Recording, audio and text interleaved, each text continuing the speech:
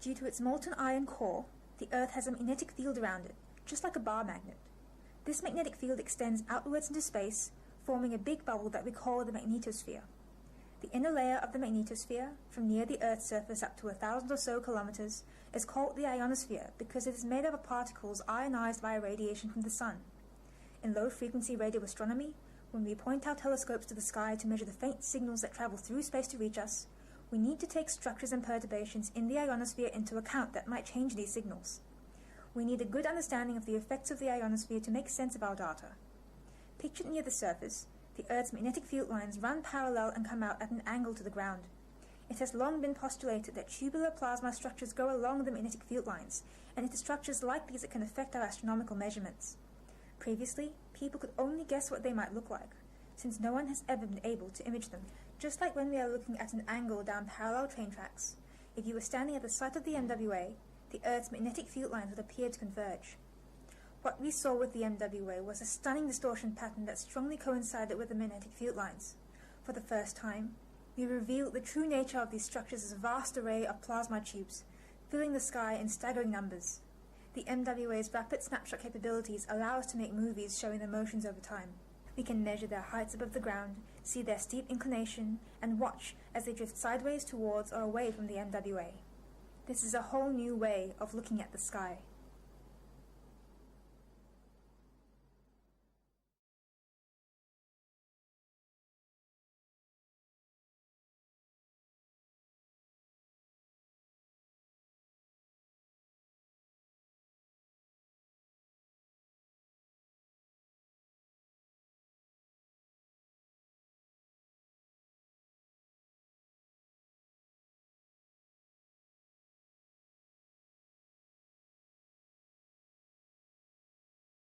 Collisions among rain and snow cause different parts of the cloud to develop positive and negative electrical charges. When the strength of the electric field overcomes the insulating properties of air in the thundercloud, a lightning flash occurs. Most lightning occurs entirely within the cloud and is called an intra-cloud flash. The GBM findings confirm a theory published in 2011 that the same avalanche of speedy electrons that creates a TGF's gamma rays also produce strong, very low-frequency radio signals. With this knowledge, scientists can pair the Fermi TGF sample with the more precise radio positions from the Worldwide Lightning Location Network. This will clarify weather patterns associated with TGFs and usher in new studies, perhaps helping scientists determine which types of thunderstorms produce some of Earth's highest energy natural light.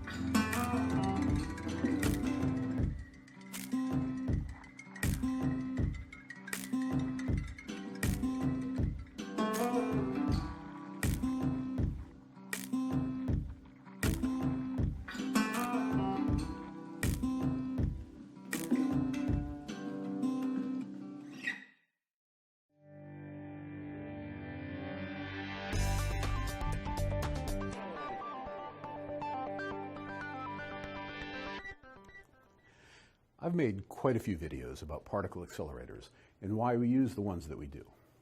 But there is one thing that I haven't mentioned, and it's really pretty cool. And that is just exactly how we accelerate particles.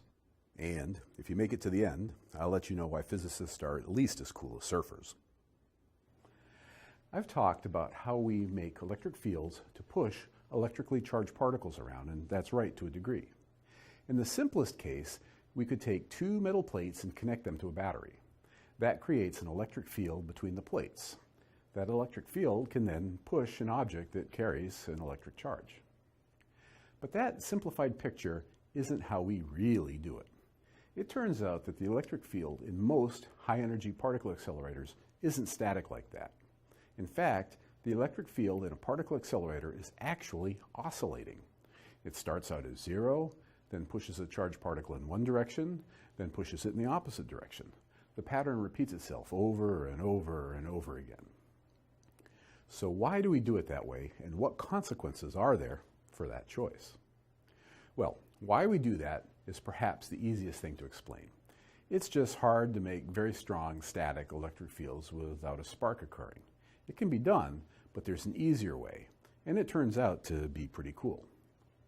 Instead, we shoot radio waves into a volume in our accelerator. We call that volume a cavity, and its exact shape and size are very important. We'll get back to that in a minute. Now, you may recall that radio waves are just oscillating electromagnetic fields. Focusing only on the electric side, we get an electric field that gets bigger, then smaller, and then reverses itself. So that doesn't sound so amazing. What's the cool part? Well, it turns out that there is a very interesting phenomenon called resonance, which we can demonstrate using an ordinary swing. You've done this as a child. You sit on the swing and you move your feet back and forth as you lean at the same time. If you do that, you eventually find yourself swinging in big arcs. What you know from that experience, but maybe never really thought about, is that there's a particular rate at which you have to rock back and forth to get the swing moving a lot. Rock back and forth too quickly or too slowly, and you don't get the full swing experience. The particular frequency at which you have to rock is called the resonant frequency. Little motions at that frequency build up over time. Particle accelerators also have a resonant frequency. If you shoot in radio waves of all frequencies into the accelerator, only a certain frequency will grow. And which frequency is the resonant one depends on the shape of the cavity in your accelerator. Some cavities prefer higher frequencies and some prefer lower ones. To get an idea of how that works, think about what happens when you blow the air out of your lungs. It just sounds like the wind. But blow across the top of a 2-liter soda bottle and you get a characteristic tone. Blow across the top of a smaller soda bottle and you get a higher tone. The soda bottle stands in for the accelerator cavity, and you can see how different sized cavities prefer different tones, which means different frequencies. And that characteristic resonant tone of a cavity allows us to put in a relatively small amount of energy in the form of radio waves, but that energy will get amplified into very strong electric fields because of the effect of the resonant cavity. By the way, the technical name for those resonant cavities is an RF cavity.